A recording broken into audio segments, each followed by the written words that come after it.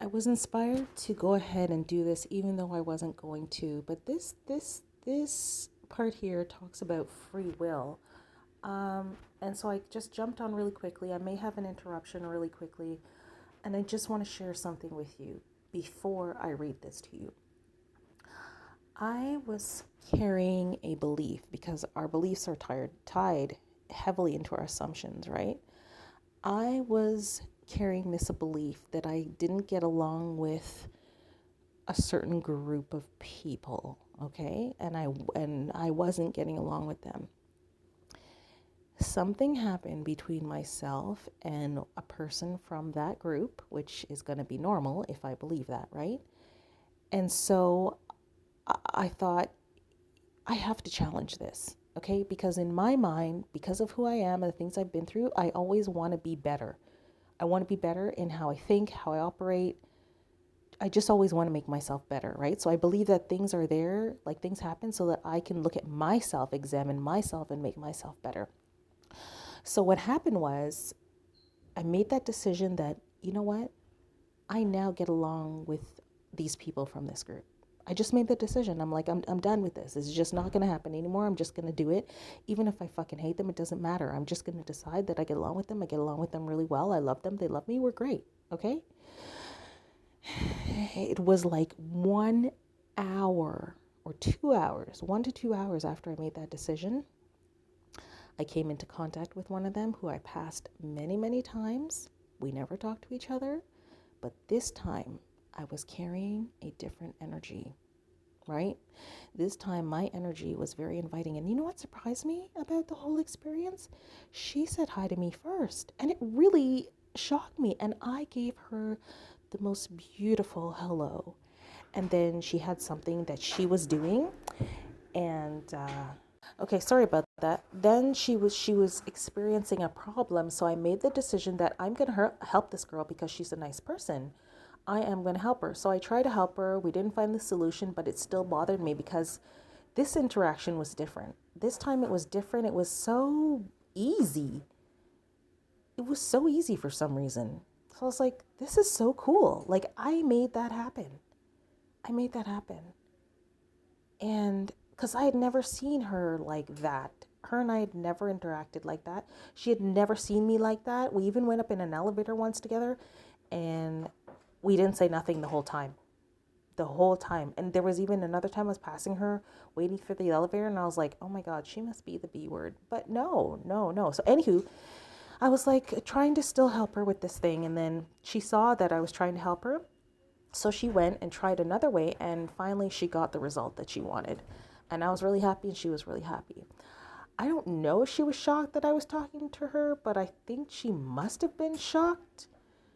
Anywho, I was just really happy about it that I could make that happen.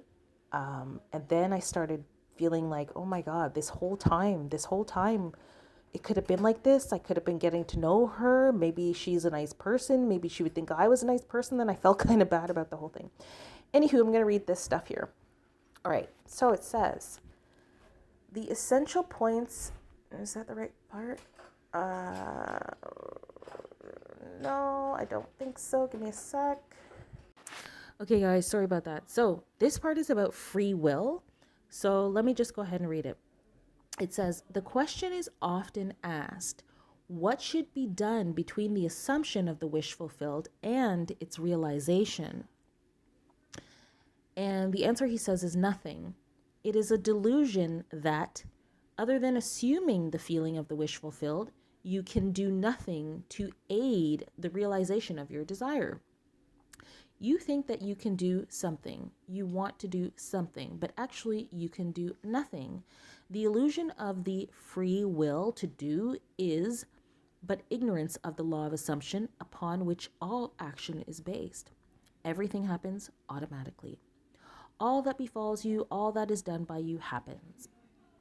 Your assumptions, consciousness or unconsciousness, direct all thought and action to their fulfillment. Now, I did want to read this because I felt like it was a good ass kicking. It's good ass kicking. That's literally what it is. There's some really good points here. Let me find them. Yeah, and he says, I will be is a confession that I am not. Yeah.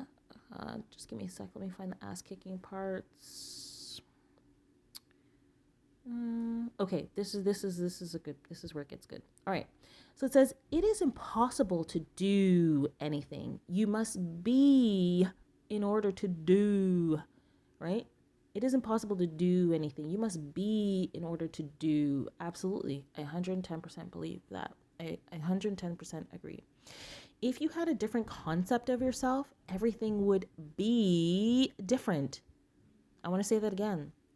If you had a different concept of yourself, everything would be different. Absolutely. So I'm going to highlight that. You are what you are, so everything is as it is. You are what you are, so everything is as it is. The events which you observe are determined by the concept you have of yourself. Like, that is such a big ass kick. The events which you observe are determined by the concept you have of yourself, which is like just reinforcing the story I just told. So I will highlight that.